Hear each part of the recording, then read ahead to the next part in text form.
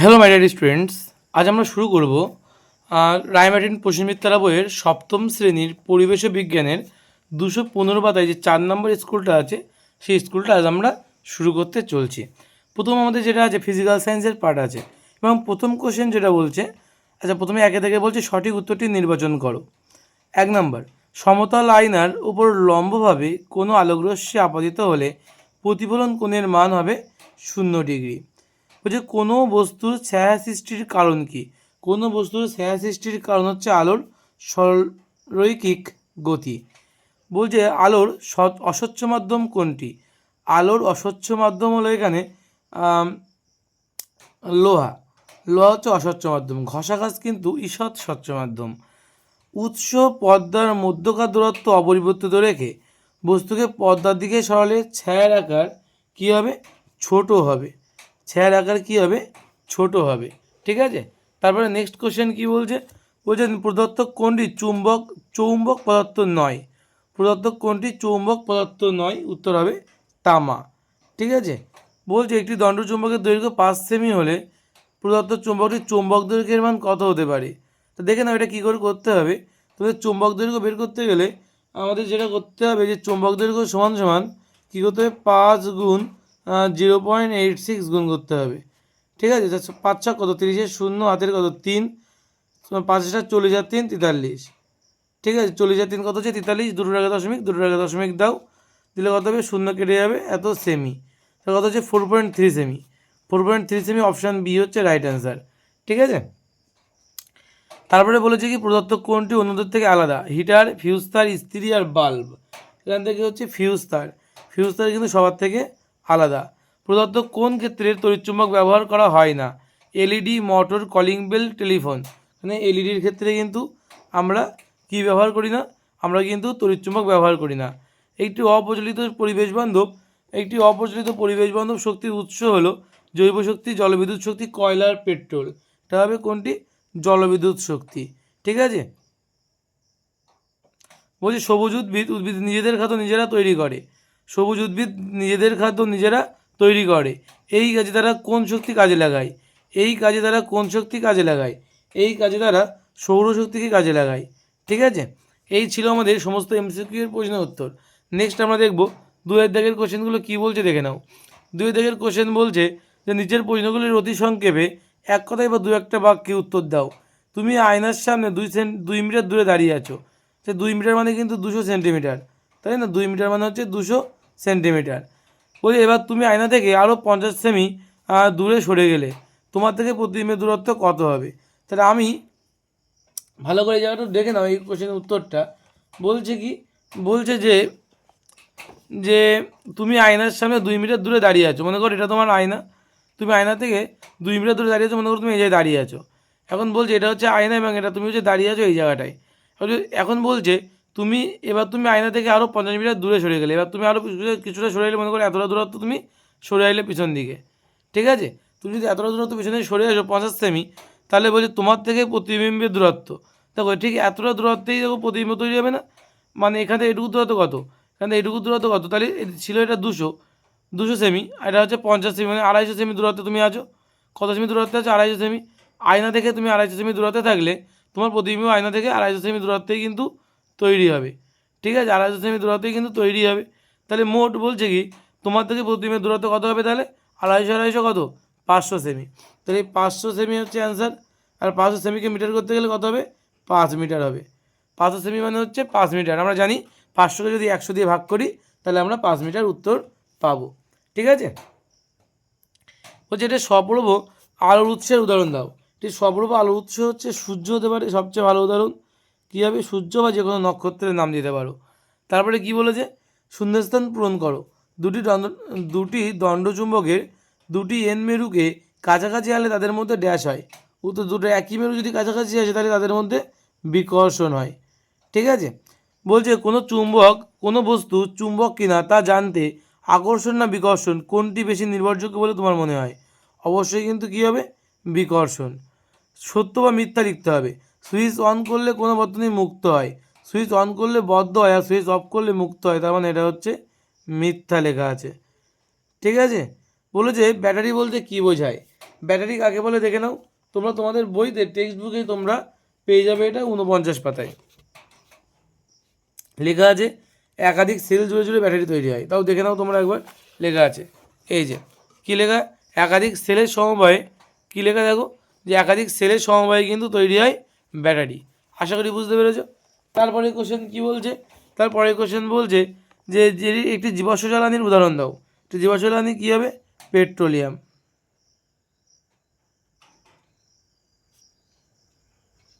Petroleum হচ্ছে এলপিজির পুরো নাম কি, লিকুইফাইড পেট্রোলিয়াম গ্যাস। কী হবে, লিকুইফাইড, তোমরা পরীক্ষায় বানান করে লিখতে পারো বাংলায়।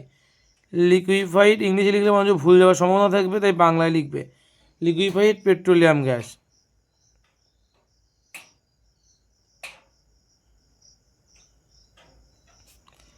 লিকুইফাইড পেট্রোলিয়াম গ্যাস, ঠিক আছে। নেক্সট কোশ্চেন কী বলছে, আলোর লঘুমাধ্যম থেকে ঘনমাধ্যমে প্রতিসরণের একটি রেখাচিত্র অঙ্কন করো। আলোর লঘুমাধ্যম থেকে ঘনমাধ্যমে যাচ্ছে, তার একটা রেখাচিত্র অঙ্কন করতে বলছে।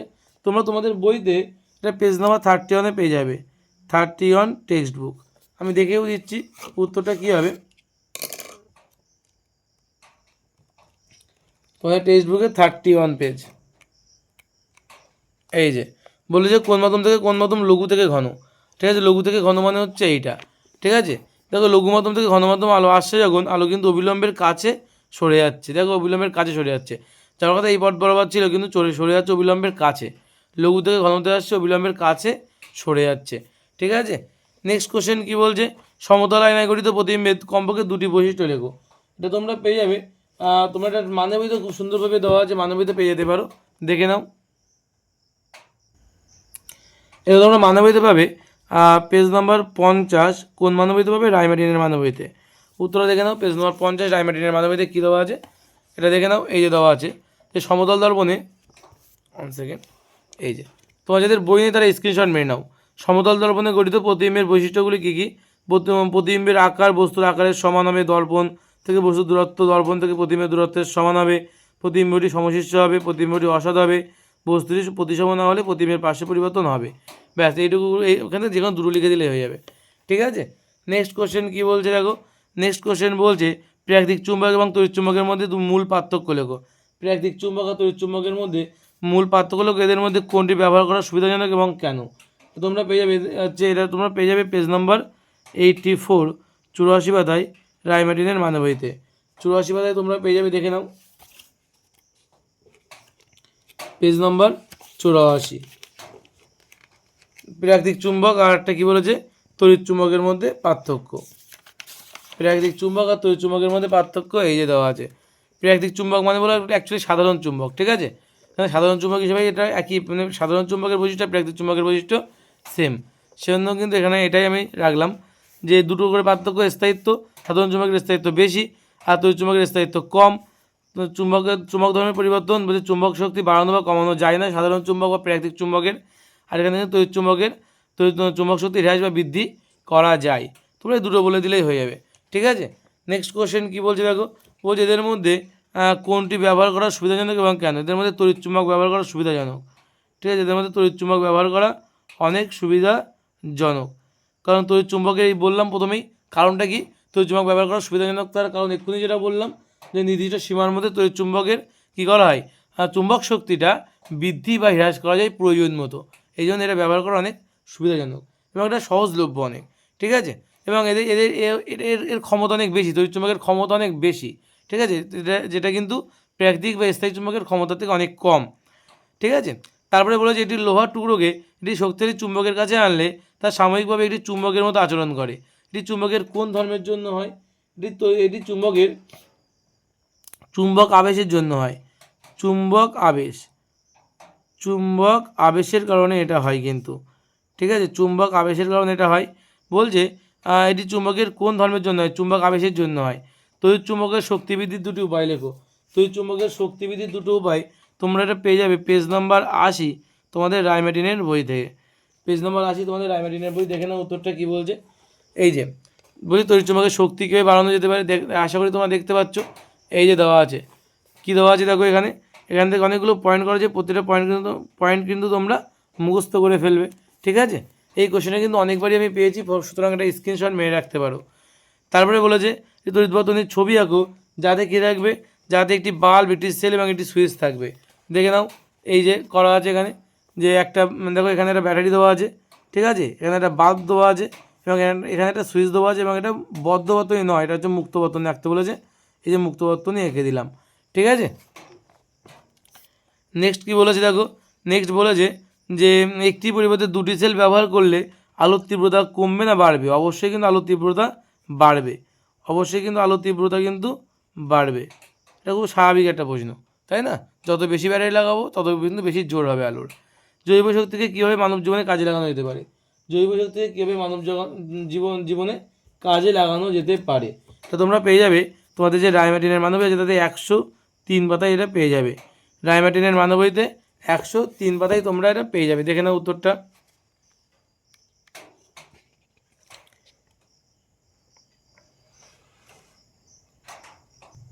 এখানে একটা কোশ্চেন বাদ চলে গেছে, এটা এই কোশ্চেনের অ্যান্সার নয়, এটা হচ্ছে এই আগের প্রশ্নের অ্যান্সার, ঠিক আছে। 103 পাতায় আছে। ফিউজ তার কি? ফিউজ তারের একটি বৈশিষ্ট্য লেখো। বর্তমানে ফিউজ তারের পরিবর্তে বর্তমানে কী ব্যবহার করা হয়, ঠিক আছে। এই উত্তরটা দেখে নাও। ফিউজ তার কি? ফিউজ তারের বৈশিষ্ট্য এই যে দেওয়া আছে। ফিউজ তার কাকে বলে দেখে নাও, এই যে এটা হচ্ছে 103 পাতায় পাবে। যে বৈদ্যুতিক লাইনে এই চীনামাটির হোল্ডারে নিম্ন গলনাঙ্কের উচ্চ রোধ সম্পন্ন একটা পরিবাহী রাখা হয়, একে বলা হয় ফিউজ তার, ঠিক আছে। একে বলা হয়, এদের সিসা থাকে এবং টিন থাকে, ঠিক আছে। এটা সিসা আর টিন থাকে।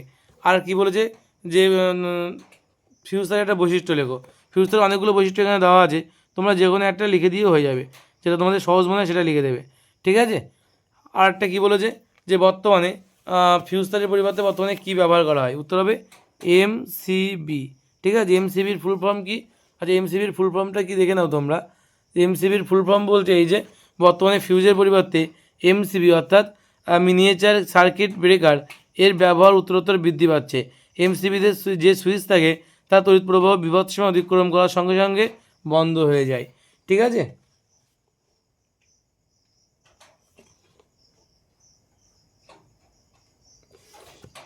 তারপরে দেখো, তারপরের কোশ্চেন কী বলেছে। এখানে একটা প্রশ্ন ছিল যে এদের মধ্যে কোনটি ব্যবহার করা সুবিধাজনক এবং কেন? তড়িৎ চুম্বক ব্যবহার করা সুবিধাজনক এবং কেনটা আমি মুখে বলেছিলাম। তোমরা যদি কেউ লিখে নিতে চাও তাহলে এটা থেকে লিখে নিতে পারো, যে এইখান থেকে এটা থেকে লিখে নেবে যে কারণ তড়িৎ চুম্বকের মেরুতে এন ও এস মেরু এবং তড়িৎ চুম্বক শক্তি দুই তড়িৎ প্রবাহের অভিমুখ এবং মাত্রা পরিবর্তন করে নিজের ইচ্ছেমতো নিয়ন্ত্রণ করা যায়, ঠিক আছে। তোমরা কিন্তু এটা লিখে দিতে পারো। তোমরা যারা যারা আমি মুখে বলেছিলাম বুঝতে পারো নি তারা কিন্তু এটা লিখে দিতে পারো। কোনটার অ্যান্সার বলো তো? এটা কিন্তু এই যে একের দাগের যে কোশ্চেনটা ছিল তার সেকেন্ড পার্টের অ্যান্সার, ঠিক আছে। বলছে কি তড়িৎ চুম্বকের মেরুতে এন ও এস মেরু এবং চুম্বক শক্তি দুই তড়িৎ প্রবাহের অভিমুখ ও মাত্রা পরিবর্তন করে নিজের ইচ্ছে মতো নিয়ন্ত্রণ করা যায়। ওকে ওকে নেক্সট দেখো কী বলছে, জৈব শক্তিকে কীভাবে মানব জীবনে কাজে লাগানো যেতে পারে? জৈব শক্তিকে কীভাবে মানব জীবনে কাজে লাগানো যেতে পারে, এটা তোমরা পেয়ে যাবে 125 পাতায়। তো তোমরা পেয়ে যাবে, আগেটা ছিল 103 পাতা রায়মার্টিন বইয়ের, ঠিক আছে। এটা পাবে 125 পাতা রায়মার্টিন বইয়ের। 125 পাতায় রায়মার্টিন বই তোমরা দেখো, দেখো উত্তর পেয়ে যাবে তোমাদেরই টেক্সট বুকে। এই যে জৈব শক্তিকে কীভাবে মানব জীবনে কাজে লাগানো যেতে পারে, এই যে দেওয়া আছে প্রশ্ন, ঠিক আছে। উত্তর কী হবে? এই যে অনেকগুলো অপশান, অনেকগুলো উত্তর অনেকটা বড় দেওয়া আছে, তোমরা কিন্তু এই প্রতিটা পয়েন্ট কিন্তু লিখবে, ঠিক আছে। কেন এই পর্যন্ত কিন্তু সবটা লিখতে হবে। বোঝা গেল কি বললাম? আশা করি বুঝতে পেরেছো। ব্যাস, নেক্সট কোশ্চেন দেখো কী বলছে। নেক্সট কোশ্চেন বলছে কি যে বায়ু প্রবাহের শক্তি ব্যবহারের ফলে কী কী সুবিধা পাওয়া যাবে, এই সূত্রের সীমাবদ্ধতা লেখো। তোমরা পেয়ে যাবে 124 পাতা রায়মার্টিনের মানবীতে। রায়মার্টিনের মানবীতে 124 পাতায় তোমরা এটা পেয়ে যাবে যে বায়ু শক্তি ব্যবহারের ফলে কী কী সুবিধা হয়। বায়ু শক্তি ব্যবহারের যে সুবিধাগুলো সেখানে দেখো অনেকগুলো জিনিস দেওয়া আছে, ঠিক আছে। এই যে মুখ্য উপাদান বায়ু বিনা খরচে আরোহণযোগ্য, বায়ুকলের গঠন সরল, ছোটো আকারের এবং প্রতিস্থাপন সহজ, যে কোনো স্থানে এমনকি কৃষিক্ষেত্রেও বায়ুকল বসানো যায়, কোনো দূষণ ঘটায় না, কোনো বর্জ্য পদার্থ উৎপন্ন হয় না, একবার বসালে দীর্ঘদিন ধরে চলে, বায়ুকল বসানো এবং রক্ষণাবেক্ষণের খরচ অপেক্ষাকৃত কম, তাই এই পদ্ধতি অধিক দক্ষতা সম্পন্ন। ব্যাস, এগুলো লিখে দেবে। এর মধ্যে তোমাদের যে কোনো দুটো ইচ্ছা মতন লিখে দেবে, অনেকগুলো পয়েন্ট বলা আছে। এবার এখানে একটা প্রশ্ন বলেছে যে এই শক্তির একটি সীমাবদ্ধতা উল্লেখ করো। অ্যাকচুয়ালি এই শক্তির যে সমস্যা সেটা কিন্তু সীমাবদ্ধতা, অর্থাৎ বলা যেতে পারে যে যেখানে সেখানে কিন্তু বায়ুপ্রবাহ পাওয়া যায় না, তাই না।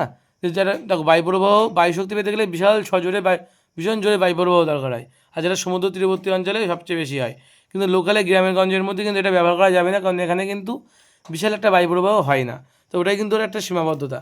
ঠিক আছে, এই যে এখানে তো অনেকগুলো দেওয়া আছে যে এই ধরনের ব্যবস্থা যথেষ্ট শব্দ দূষণ ঘটাবে, এটাও একটা প্রবলেম হতে পারে ওর। ঠিক আছে, এবং অনেক কিছু তোমরা পাবে, আমি যেটা বললাম ওটাও কিন্তু হবে, এটাও হবে। ঠিক আছে, তো এই যে ওখানে দেখো লেখা আছে শুধুমাত্র যে সকল স্থানে ধারাবাহিকভাবে যথেষ্ট বেগে বায়ুপ্রবাহ হবে, দেখো লেখা আছে আমি যেটা বলছিলাম, যথেষ্ট বেগে কী হবে বায়ুপ্রবাহ হয়, সেখানেই বায়ুশক্তি ফার্ম বা উইন্ড এনার্জি ফার্ম সফল হওয়ার সম্ভাবনা বেশি। বোঝা গেল, যে কোনো জায়গায় কিন্তু এটা লাগানো যাবে না। ঠিক আছে, লাইফ সায়েন্সের কোশ্চেনগুলো একটু দেখে নাও। লাইফ সায়েন্সের কোশ্চেনগুলো একটু কী বলছে দেখে নাও।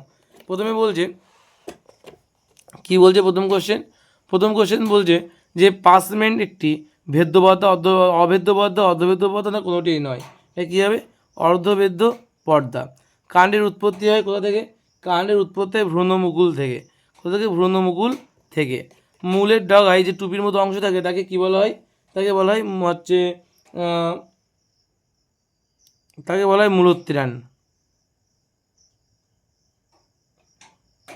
মূলের ডগায় যে টুপির মতো অংশ থাকে তাকে কী বলা হয়, তোমরা একটু বইতে দেখে নাও, তাকে বলা হয় হচ্ছে মূলোত্তর বোধ হয়, দেখে নাও।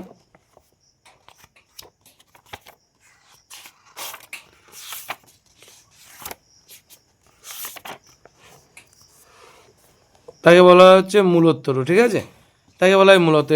মূলের ডগায় টুপির মতো অংশ থাকে তাকে বলা হয় মূলোত্তর। ঠিক আছে, রুট ক্যাপ কী বলা হয়, মূলোত্তর। তারপর বলে যে ফুলের কোন অংশ থেকে বীজ তৈরি হয়, ফুলের কিন্তু তৈরি হয় ডিম্বক থেকে। কী থেকে, ডিম্বক থেকে কিন্তু বীজ, আর ডিম্বাশয় থেকে কিন্তু ফল তৈরি হয়। ওকে, তারপর নেক্সট কোশ্চেন কী বলছে দেখো, যে পরাগযোগের তিনটি সমস্যা, পরাগযোগের তিনটি সমস্যা লেখো।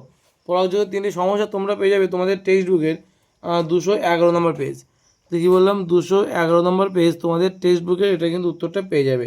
দেখে নাও, এই যে পরাগ মিলনের সমস্যা কীগুলো, কী কী হতে পারে, পোকা মারার ওষুধ ব্যবহার করা হচ্ছে, গাছপালা ধ্বংস করা হচ্ছে, পরিবেশের উষ্ণতা বৃদ্ধি হচ্ছে, পরিবেশের উষ্ণতা হ্রাস পাচ্ছে। তুমি যদি পয়েন্ট আকারে লিখতে চাও তো এখানে পয়েন্ট করে করে সুন্দর করে 3টে পয়েন্ট দেওয়া আছে, এখান থেকে এই পর্যন্ত কিন্তু সবটা লিখে দেবে। ঠিক আছে, আশা করি বুঝতে পেরেছো। নেক্সট কোশ্চেন কী বলছি দেখো, যে ওরাল রিহাইড্রেশন সলিউশন কী কারণে দেওয়া হয়।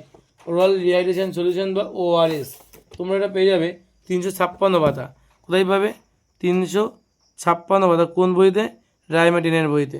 356 পাতা বের করো। এই যে ORS কি, এটি কীভাবে তৈরি করা হয় দেখে নাও। ORS বলছে, ORSের সম্পূর্ণ নাম হচ্ছে ওরাল রিহাইড্রেশন সলিউশন। পেট খারাপ, ডায়রিয়া ও কলেরা রোগের ক্ষেত্রে প্রচুর পরিমাণে জল ও খনিজ লবণ শরীর থেকে বেরিয়ে যায়। এই ঘাটতি পূরণ করার জন্য জল, চিনি আর লবণ মেশানো দ্রবণ রোগীকে খাওয়ানো হয়। ঠিক আছে, এটাই কিন্তু এর উত্তর হবে। ঠিক আছে, এই যে এটা এর মধ্যে অ্যাকচুয়ালি দুটো উত্তর হয়ে গেছে। কী কী কারণে ORS দেওয়া হয়, এই যে বললাম, যখন পেট খারাপ, ডায়রিয়া বা কলেরা রোগ হয় তখন কিন্তু আমাদের শরীরে জলের ঘাটতি দেখা যায়, তখনই কিন্তু একমাত্র কী হবে, তখনই কিন্তু একমাত্র ORS দেওয়া হয়। ঠিক আছে, কেন দেওয়া হয়, জলের ঘাটতি মেটানোর জন্য। ঠিক আছে, এই ছিল আমাদের 4 নম্বর স্কুলের সলিউশনটা সম্পূর্ণ। ঠিক আছে, আশা করি তোমরা সব বুঝতে পেরেছো প্রতিটা কোশ্চেন। ঠিক আছে, যদি কোনো কোশ্চেন সমস্যা হয়, যদি কোনো কোশ্চেনে বুঝতে অসুবিধা হয় তাহলে কিন্তু অবশ্যই আমাদেরকে কমেন্ট করে জানাবে, এবং তোমাদের একটা প্লেলিস্ট তৈরি করে দিয়েছি, সেই প্লেলিস্টটা কিন্তু অবশ্যই তোমরা তোমাদের ফোনে সেভ করে রাখবে। তাহলে তোমাদেরকে পরবর্তী যে কোনো, আমি প্রতিটা স্কুলই করে দেবো, আর প্রতিটা স্কুল সবার আগে তোমরা কিন্তু পেয়ে যাবে। ঠিক আছে, আশা করি বুঝতে পেরেছো। চলো আজ এই পর্যন্ত থাক, ভিডিওটা একটু বড় হয়ে গেল, তোমরা মন দিয়ে দেখো এবং সুন্দর করে গুছিয়ে সব কিছুই বলে দিয়েছি। আশা করি তোমরা খুব উপকৃত হবে এটা থেকে। ধন্যবাদ সবাইকে, আজ এই পর্যন্ত থাক, দেখা হবে নেক্সট স্কুলে।